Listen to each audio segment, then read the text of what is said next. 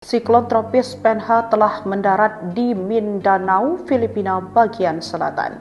Meski berada di luar wilayah Indonesia, badai ini turut mempengaruhi kondisi cuaca di dalam negeri, yakni menimbulkan dampak tidak langsung berupa hujan lebat, angin kencang, dan gelombang tinggi di sejumlah daerah. Dalam pembaruan yang dirilis pada Kamis 5 Februari pukul 7, BMKG menyebut siklon tropis Penha berkembang dari bibit siklon tropis 94W hingga mencapai intensitas siklon tropis pada 4 Februari 2026 pukul 7. Hujan dengan intensitas sedang hingga lebat berpotensi terjadi di Maluku Utara, Sulawesi Utara, dan Gorontalo. Angin kencang berpeluang melanda Kepulauan Sangi dan Kepulauan Talaut. Gelombang laut tinggi 1,25 dan sampai 2,5 meter diperkirakan terjadi di Samudra Pasifik Utara, Papua Barat Daya hingga Papua, perairan Kepulauan Sangi serta Laut Sulawesi bagian timur. Gelombang laut tinggi 2,5 hingga 4 meter berpotensi terjadi di perairan Kepulauan Talaut dan Samudra Pasifik Utara Maluku.